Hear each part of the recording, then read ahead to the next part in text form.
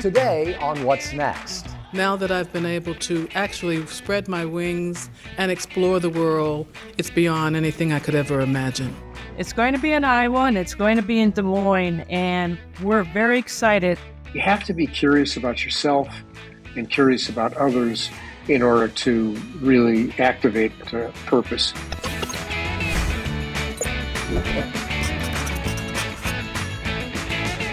Welcome back to What's Next. I'm Mark Middleton, back with your weekly reminder to throw off the labels, the limiting beliefs, the ageist shackles that society tries to restrain us with. You know, we have more control over how we age than at any time in history. The question is, are we taking advantage of it because the juice is worth the squeeze? And joining me again today are some folks I know who are squeezing all they can out of each and every moment. Amy Sweezy, Bill Schaefer, and Cecily Wilson. And Cec, let me start here because there is little you could do that would surprise me, but tell me one thing that you're doing in your 50s that might surprise you. I don't know. I think about that because I really believe that there's nothing I can't do. I always try no matter what it is. So I think what would surprise me most is that I'm still wearing my 6-inch heels. I feel like I'm Tina Turner. I'm going to keep wearing those heels, those stilettos until the day I die. So there you go. Keep on keeping on. I think we all agree that the act of trying, is attractive. The act of trying draws us to people. And, folks, it's popular to say these days that 65 is the new 45, and it's supposed to be a compliment. But it's really ageist because it implies that the only way to describe somebody who is happy and healthy at 65 is to say they're much younger. Ordinary people are now challenging the many misconceptions of what it's like to grow older. 65 is not the new 45. 65 is the new 65. And that's why Growing Bolder, together with our friends at Humana, created the new 65, which is a fine art photography exhibit celebrating men and women who, no matter their age, their abilities, or challenges, are living lives of purpose, lives of joy into their 60s, 80s, 90s, and beyond. Together with renowned portrait photographer Mike Dunn, we offered free portraits to anybody 65 and older at the Humana Neighborhood Center in Kissimmee, and then we curated and exhibited the portraits along with short stories on each subject to illustrate the fact that we can all find our own way to love life as we age. One of the 20 portraits selected is that of Karl Heinrich Bartsch. It's just like the potatoes you have put in your cellar. You live from what you have stored up over time. So it's really a positive thing. Life becomes richer. It becomes richer with age because you have so much behind you, you have so much invested, and you can see things in terms of what you have experienced. So that's how I think about aging. So with that attitude, are you optimistic? Are you excited about the future? Of course I am. Yes, of course I am. It's wonderful. Look, I came here in a Porsche. Who at age 84, 85, my wife 86, has that pleasure? The drive to Kissimmee could have been a burden, but it was a pleasure. Driving his Porsche at 85, and really all he wanted to talk about was Kierkegaard. Bill, you were there interviewing people in multiple languages. Who impressed you? Karl was pretty impressive, with his dropping his wisdom on us like that. And you know what? I was completely surprised and delighted by Nadia Nidzel, 99 years old. 99, sharp, feisty, funny, and talented. She was an artist all her life. She's still creating truly beautiful works using colored pencils. And let me tell you, anyone who gets to have one of her drawings and who learns a little bit about what Nadia is all about understands what a gift she really is. You get to be so old and you don't have time to look forward to. You don't have years to look forward to. So what do? What I decided was I would draw pictures of anyone who wanted something. And every time I have to give a gift away, that brings me such joy. That's such a gift. That's what keeps me going. That's what makes my life worthwhile. I love the feeling of someone thanking me for something, that I can do something for people. I have something to look forward to. It's amazing. We didn't know who was going to show up. We didn't know anything about the people that did, but we met some of the most inspiring and empowering people. It was a fantastic event. And Cecily, is it true that you already knew one of the people that was featured?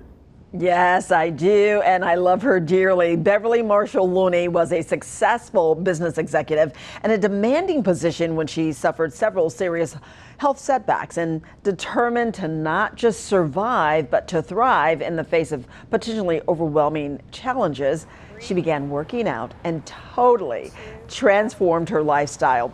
She lost weight and gained the health, the energy, and the courage necessary to retire from corporate America and chase her dream of starting a travel company. And that worked, opened up a whole new life for her. Take a look. What I knew before I started traveling the world, you could put on the head of a pin. I was a part of corporate America. I did everything that they told me to do. I wore the right outfits. I did the right things. But I did not realize how much that I was in a capsule. Now that I've been able to actually spread my wings and explore the world, it's beyond anything I could ever imagine.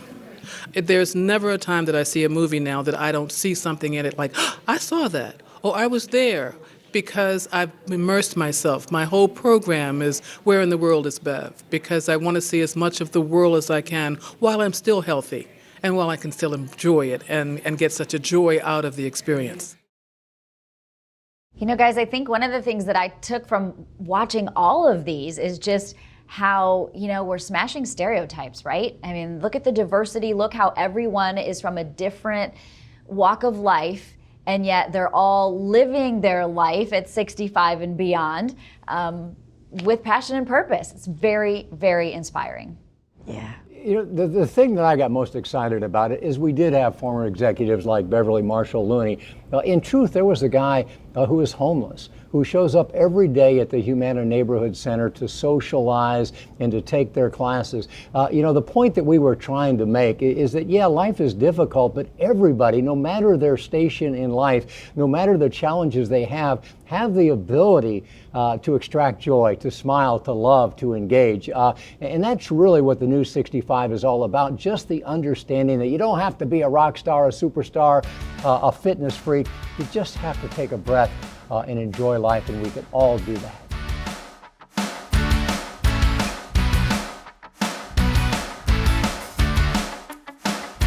And that's our goal, to get everyone active and off the couch and moving. Welcome back to What's Next. I'm Amy Sweezy. The National Senior Games Association has a new leader at their helm.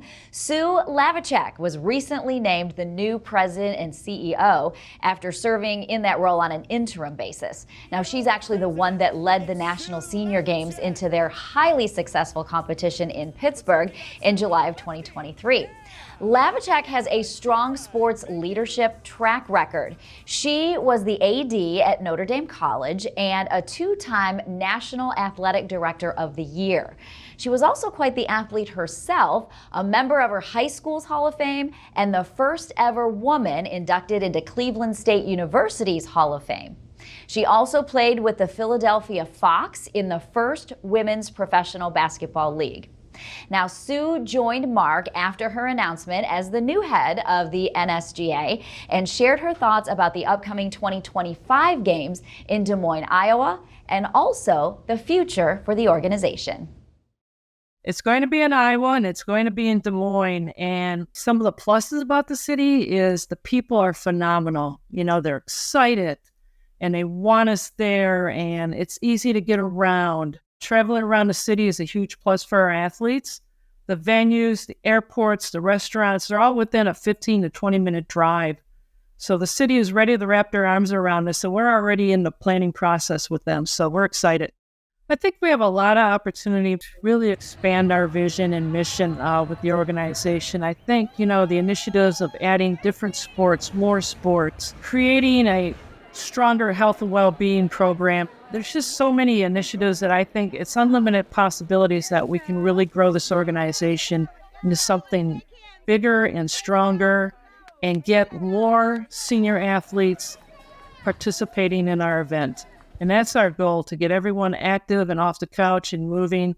And I think I have a great team, and I think we have the ability to do that. Now, Mark, I know that you were among the nearly 12,000 Masters athletes in Pittsburgh in the 2023 games. You were there working and, of course, participating. This was your third trip to the National Senior Games. So how have you seen how the Masters athletes are really just continuing to define what it means to compete, right? And they're not in just their 50s, they're in their 60s, 70s, 80s, and even beyond. Yeah, up to 100. You know, Amy, I think it's important to note that yes, 12,000 compete in the national championships, but there are literally hundreds of thousands of adults participating in organized sports every week, year round. And to me, the greatest thing about the National Senior Games is that it is a living laboratory about what's possible for all of us, because, you know, for the most part, the men and women from 50 to 100, as you note, are no different than any of us.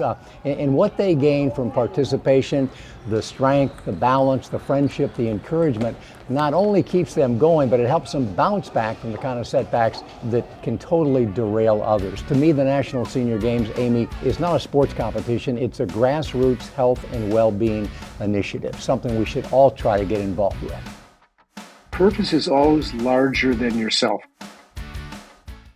I'm Bill Schaefer, glad to have you with us here on What's Next. You know, I think we all get how important it is to have a purpose, but what if you don't know what yours is? How do you go about finding it?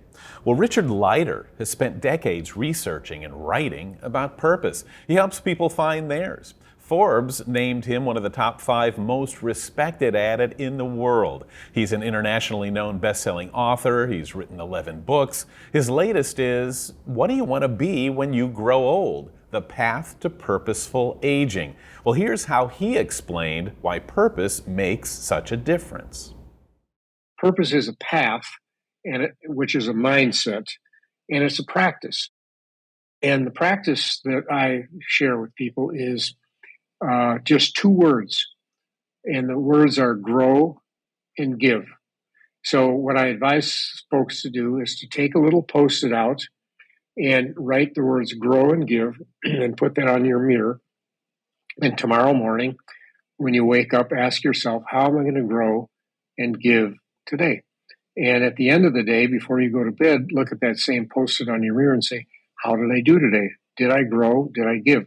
And growing means just simply, part of the real magic of purpose is curiosity. You have to be curious about yourself and curious about others in order to really activate purpose. If you don't have that curiosity, you probably won't. 100% of the people I've interviewed have said they want their life to matter. Mattering matters. And it can come in very small ways, small meaning like with your own family, or broader ways with global climate change, or, you know, something that you feel. But the fact is that purpose is always larger than yourself. It's always bigger than you. And it doesn't mean bigger than you that you have to go out and save the world, but it does mean that you have to somehow make an impact on a day-to-day basis. That is Richard Leiter with some actionable steps we can all take, like asking ourselves, how did I grow? And how did I give? You know, these are things that can make a huge difference in our outlook if we can keep them at the front of mind. And it's probably a pretty good question for all of us to toss around right here. So, Cecily, do you feel like you know what your purpose is, and how did you go about it? How did you figure it out? Well, you know, I think I know what my purpose is, and it has something to do with my voice and using my voice to inspire the world, I guess. And I recognized that when I experienced a stroke on air and lost my ability to speak. And as you know, I am a woman of faith, and I always knew that if I were given my voice back, I would be intentional with everything that I say and everything that I do. And now you hear me speaking well, and I just know that it's to continue to inspire others with words that will help them to be better, to grow, and to give. I love that, Cecily. I think the other thing is too, when I think about myself and my own purpose, I don't think it's always been the same. I think my purpose has changed with different stages of my life. And for a long time, my purpose has been to pour into my children and my family. And now that my kids are starting to get more grown, it's not like I wouldn't continue doing that, but I have to kind of start looking more inward to find what my next purpose is going to be. So I think I'm still a work in progress where I'm getting into that almost empty nester stage in the next couple of years, and I'll be, figuring that out. Mark, what about you? I think we all have, these grandiose ideas about what our purpose is, but, actually I've come to believe that mine is really, really pretty small. And so let me consult the Book of Boulder, available on Amazon.com and GrowingBoulder.com. And, in this book, the dedication, I think, really describes my purpose now. The dedication's to my two daughters. You've given me countless moments of joy. I'd love to give you a better culture to grow old in, or at least a better way to grow old in the culture we have. If I can just help them grow old in a way that keeps their life meaningful and happy, I'm good. And of course that, and finding a good, bold social clip of the week. That's my main purpose these days. And this week, say hello to Bob Maddox, AKA Crazy Rocket Man. Bob is a self-taught inventor in his mid-60s who builds insane vehicles that run on pulse jet engines. Everything from skateboards to bicycles to motorcycles to snowmobiles and go-karts. He now has his own YouTube show, and why not? Here's Bob enjoying a spin in his jet-powered go-kart in our bold social clip of the week. So everybody, we're gonna fire up the beast. It's all of its new shiny powder coating and everything, so see if we can take it for a nice run. So hang on.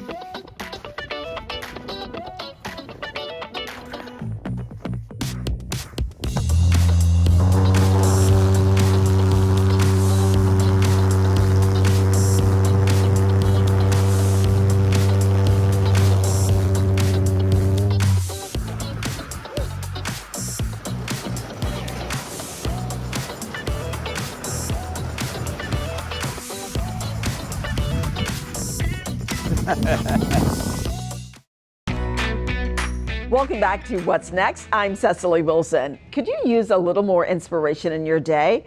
Just check out Growing Boulder on any of the social media platforms, Instagram, TikTok, Facebook. We've got inspiring quotes and questions like this one that make you think. What do you want to be, do, experience in your third of life? So the third, I guess I'm not quite there yet, but what I think I want to continue to experience is my legacy. What does that look like? Dr. Henry Gates, are you out there listening? I need your help. Guys, what about you? Cecily, that's such a great question. I think, the thing that I'm on now, the track I'm on now is practicing gratitude. And when things are bad and you're having a terrible day and, all these things are going wrong, if you can just find that one thing to be thankful for, it just turns the whole thing around. And so I think as I move forward in life, I really want that to be my focus, is when it feels like the world is falling apart around you, what can you find to be thankful for in this moment? Gratitude's That's a good great stuff. Yeah, isn't that? That's you can't get much better than that. I was going to say something more simple, like I'm going to try to focus. This is kind of tough for me. Less on things and more on experiences. I mean, I think when you're into the workaday world, I have always put experiences kind of on the back burner. You don't have time, you're always rushing, you've got things on your to-do list. And I think in life we're kind of taught that we give each other joy by giving gifts. And I think that's kind of a mistake. It's not the material thing, it's the experiences that you share with your coworkers, with your family, with your friends that really lift you and make life what it can be. Yeah, well said. And let me just say this. If I live to be 109, I am not yet in my third, so let's not jump to any conclusions. But that said, what do I want to be? I want to be ready, willing, and able to take advantage of whatever opportunity that life might present. I want to be open for business, folks, because there is more to learn, more to experience, and more fun to be had. But here are the cold hard facts. If we want an adventurous third, we got to do some work, because according to the World Health Organization, the U.S. now ranks #1 in the world in healthcare expenditures per capita, but we're only 68th in the world in average health span, the number of years that we live in good health. The key to closing that gap lies within the lifestyle choices that we all make each and every day. For most, the motivation for making those choices comes from passion that's fueled by purpose. Not sure what your purpose is? Get curious. Ask yourself, what do I have to give? And then go give it. And let us know how it goes. Let us know what's next for you, and we'll look for you next time.